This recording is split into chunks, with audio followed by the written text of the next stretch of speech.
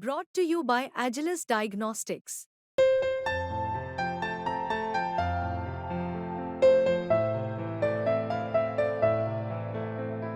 Agilus Diagnostics.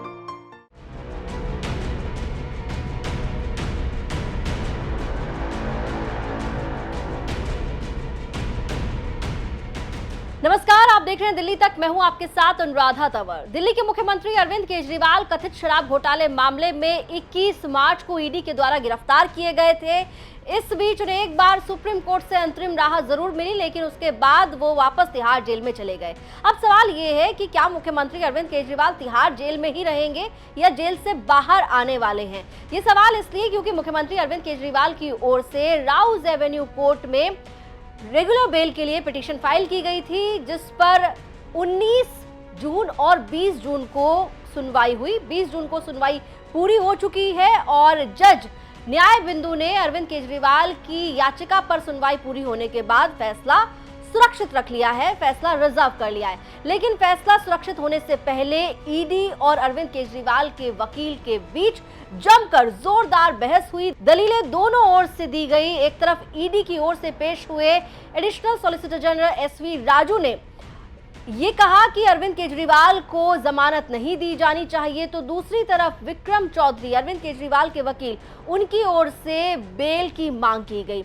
क्या कुछ दलीलें आज दी गई हैं वो आपको बताते हैं। हालांकि 19 तारीख को भी जबरदस्त बहस देखने के लिए मिली थी और उसके बाद जज ने ये कहा था कि 20 तारीख को हम इस मामले पर सुनवाई कंटिन्यू करेंगे, जिसके बाद आज सुनवाई हुई और उसके बाद फैसला सुरक्षित रखा गया। लेकिन आज क्या कुछ दलीलें दी गई हैं ये आपको बताते हैं।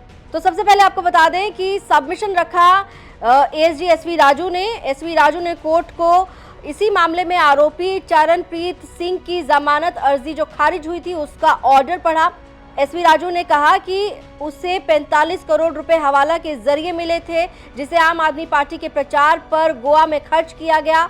उसने अरविंद केजरीवाल के 7 स्टार होटल में रुकने का खर्च भी उठाया। ईडी ने कहा कि जांच हवा में नहीं चल रही है, हमारे पास पुख्ता सबूत मौजूद हैं। जांच एजेंसी ने नोटों की तस्वीर होने का भी दावा किया है। एएसजी ने केजरीवाल और विनोद चौहान के बीच चैट का भी दावा किया है। ईडी ने कहा कि केजरीवाल ने खुद अपराध नहीं किया हो, लेकिन आम आदमी पार्टी के कामकाज के लिए वो जिम्मेदार हैं। अगर आम आदमी पार्टी दोषी है तो अरविंद केजरीवाल भी अपराध के दोषी हैं। ये पीएमएलए के सेक्शन 70 के तहत है। सब जानते हैं कि आम आदमी पार्टी से जुड़े मामलों को सिर्फ और सिर्फ अरविंद केजरीवाल देखते हैं, वही जिम्मेदार हैं। सेक्शन 70 उन पर लागू होता है क्योंकि वो पार्टी के मामलों के लिए जिम्मेदार हैं। विधानसभा चुनाव लड़े उम्मीदवारों ने पुष्टि की है कि उन्हें पैसे मिले थे। यहाँ पर गोवा चुनाव का जिक्र किया गया।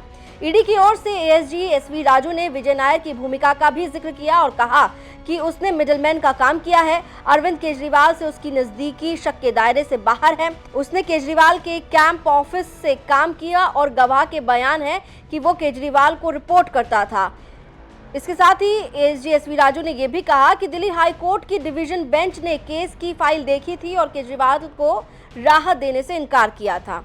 तो ईडी की ओर से पेश हुए एएसजी एसवी राजू ने तमाम दलीलें दी जिससे कि अरविंद केजरीवाल को बेल ना मिल सके। उन्होंने ये तक कहा कि जो मनी ट्रेल है वो स्टैब्लिश हो गई है। हवाला के जरिए पैसा गोवा पहुंचा, वहां पर चरणप्रीत सिंह ने पैसा लिया, उसके पास एक बड़ा चंक पैसे का पहुंचा और चरणप्रीत सिंह जो है उसी ने अरविंद केजरीवाल के होटल में ठहरने का खर्चा भी उठाया और ये भी बताया कि वहां पर चरणप्रीत सिंह और विनोद चौहान के बीच में कांटेक्ट था। विनोद चौहान और अरविंद केजरीवाल के बीच की चैट्स भी ईडी के पास है एज एविडेंस। इसके अलावा विजय नायर की भूमिका पर एक बार फिर से ईडी ने कोर्ट में सवाल खड़े किए और ये तक कहा कि जो विजय नायर है उसने मिडलमैन का काम किया। अरविंद केजरीवाल की ओर से जो ब्राइब मांगी गई थी उसको कोऑर्डिनेट साउथ लॉबी के साथ विजय नायर कर रहा था, वो मीटिंग होल्ड कर रहा था। तमाम बातें यहाँ पर ईडी की ओर से कही गई। इसके बाद आपको बता दें विक्रम चौधरी, अरविंद केजरीवाल के जो वकील हैं, उन्होंने भी सबमिशन दिया। उन्होंने क्या कुछ कहा, किस तरीके से उन्होंने डिफेंड किया है अरविंद केजरीवाल को, वो भी आपको बताते हैं।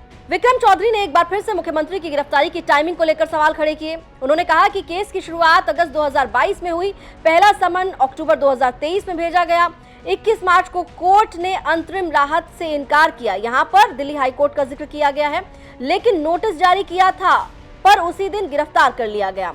इसके अलावा ये भी कहा गया विक्रम चौधरी की ओर से कि क्या ईडी एक स्वतंत्र जांच एजेंसी है या कुछ राजनीतिक आकाओं के हाथ की कठपुतली की तरह काम कर रही है। माय लॉर्डशिप, आपको इस पर भी विचार करना होगा। इस दौरान अरविंद केजरीवाल की ओर से भी कोर्ट में बयान दिया गया। उन्होंने कहा कि क्या ईडी एक स्वतंत्र जांच एजेंसी है या कुछ राजनीतिक आकाओं के हाथ की कठपुतली की तरह खेल रही है। माय लॉर्डशिप, आपको इस पर भी विचार करना होगा। मैं एक राजनीतिक व्यक्ति हूं, मुझे बयान देने हैं। विक्रम चौधरी ने कहा कि अगर ईडी अभी भी सामग्री एकत्रित कर रही है तो ये कभी ना खत्म होने वाली जांच है। सेक्शन पीएमएलए की धारा 70 को लेकर ईडी की ओर से लगाए गए आरोपों पर भी विक्रम चौधरी ने जवाब दिया। अरविंद केजरीवाल की ओर से कहा, वो कहते हैं कि मैं आम आदमी पार्टी का राष्ट्रीय संयोजक हूं और इसलिए मैं पार्टी के हर काम के लिए जिम्मेदार हूं। ये साबित करने के लिए कुछ नहीं है, कभी आम आदमी पार्टी को 45 करोड़ रुपए नहीं मिले। ये सिर्फ अटकलें हैं और पूर्वाग्रह है। तो यहाँ पर तमाम जो दलीलें हैं वो ईडी और अरविंद केजरीवाल के वकील की ओर से दी गई है। साफ तौर पर ये कहना है कि बार बार ये कहा जा रहा है कि आम आदमी पार्टी को अक्यूज बनाया गया है, आम आदमी पार्टी जो है उसको पैसे मिले हैं, लेकिन आज तक ये नहीं दिखाया गया कि कहाँ है जो आम आदमी पार्टी को 45 करोड़ रुपए मिले हैं, वो अभी तक नहीं बताया गया। जो विनोद चौहान और अरविंद केजरीवाल की चैट का जिक्र किया गया, उसमें कहीं पर भी ना तो गोवा चुनाव का जिक्र है, ना ही उसमें ब्राइब यानी कि रिश्वत का जिक्र है, ना ही उसमें लिकर पॉलिसी का जिक्र है। वहां पर कुछ भी ऐसा नहीं है। जहां तक बात है विजय नायर की, तो विजय नायर आम आदमी पार्टी के कम्युनिकेशन डिपार्टमेंट के हेड थे।